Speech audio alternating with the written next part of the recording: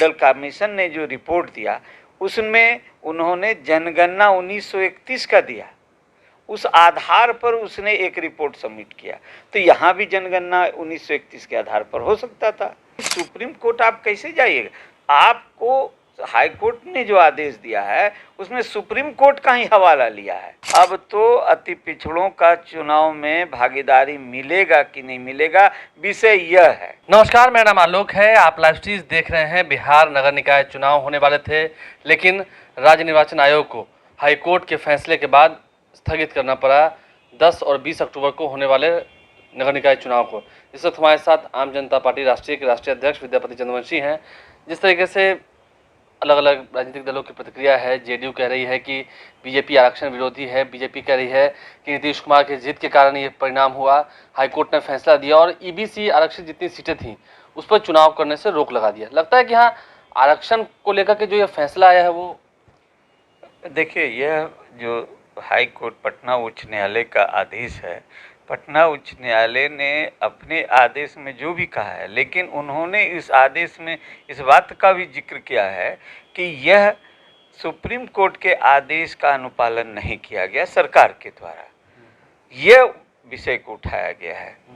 ये उन्होंने नहीं कहा गया है कि ये इन बिंदुओं पर आपने विचार नहीं किया, इनका फैसला नहीं, ये सुप्रीम कोर्ट के हवाले से इन्होंने अपना फैसले में इसकी जिक्र किया। अब सवाल यहाँ पर यह उठता है कि इतने दिनों के बाद कई टर्म चुनाव भी हुए, इस पर अति पिछड़ा समाज जीत करके भी आया, उसको राजनीतिक जो एक भागीदारी मिली उससे उसका विकास भी हो रहा था।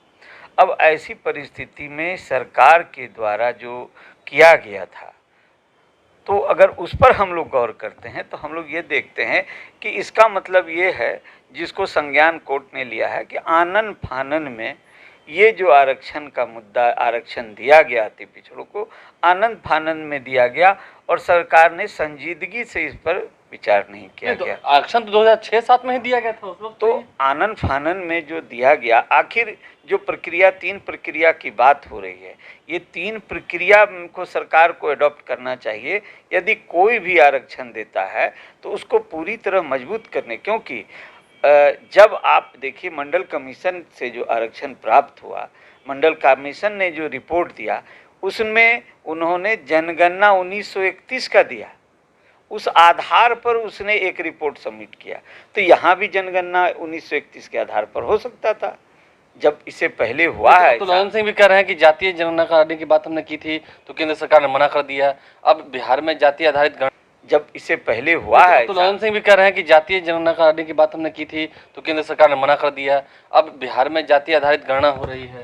नहीं, जातीय जनगणना होगी आगे, वो विषय अलग है, लेकिन अभी वर्तमान में जो अति पिछड़ों का जो हक मारा गया, इस विषय पर यदि हम कहते हैं तो जातीय जनगणना को आधार आप कैसे बनाते हैं? 1931 के जनगणना के आधार पर बीपी मंडल का कमीशन का रिपोर्ट आया, उसी आधार पर यहाँ पर भी रिपोर्ट हो सकता था, उसी आधार पर आप यहाँ भी रिजर्वेशन कर सकते थे। तो ये जो आरक्षण दिया गया, उस आरक्षण को आनन फानन में जो दिया गया 20% है, सरकार ने कहीं पर ये चूक हुई है, इस कारण आज अति पिछड़ा को इसका नुकसान हो रहा है। और उससे भी सबसे महत्वपूर्ण बात जिम्मेदार कौन है भी बताइए। उससे भी महत्वपूर्ण बात यह है कि अब सरकार कह रही है कि हम सुप्रीम कोर्ट जाएंगे। भाई, सुप्रीम कोर्ट आप कैसे जाइएगा? आपको हाई कोर्ट ने जो आदेश दिया है उसमें सुप्रीम कोर्ट का ही हवाला लिया है। अब सुप्रीम कोर्ट तो यह देखेगा, जब आप सुप्रीम कोर्ट जाइएगा तो सुप्रीम कोर्ट यह देखेगा कि हाई कोर्ट ने से कानूनन कहाँ पर चूक हुई है, कहाँ पर कानून का इम्प्लीमेंटेशन हाई कोर्ट के जजमेंट में नहीं है, ये सिर्फ देखेगा। और उसमें रेफरेंस पहले से डाला हुआ है। तो हाँ, ठीक है, आप जो बात करें हम समझ रहे हैं। उपेंद्र कुशवाहा भी कल कह रहे थे कि बिहार में निकाय चुनाव तब तक नहीं होगा जब तक आरक्षण पूर्ण लागू नहीं होता है। अब तो अति पिछड़ों का चुनाव में भागीदारी मिलेगा कि नहीं मिलेगा, विषय यह है।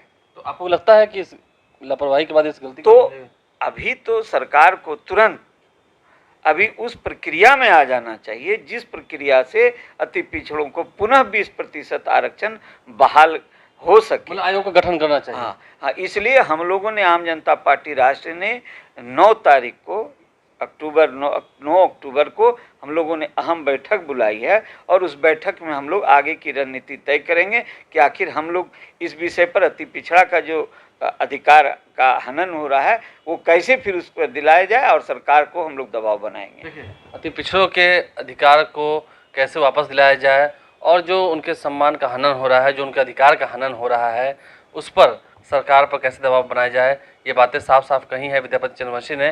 बातों से साफ झलक रहा है कि गलती इसमें नीतीश कुमार की सरकार की है, क्योंकि दबाव था या कौन सी हड़बड़ाहट थी कि ये आरक्षण लागू किया गया बिना किसी के सूझबूझ के। ये बातें भी कही गई हैं। हमारे चैनल को सब्सक्राइब कर लें, साथ साथ फेसबुक पेज भी लाइक करें। धन्यवाद।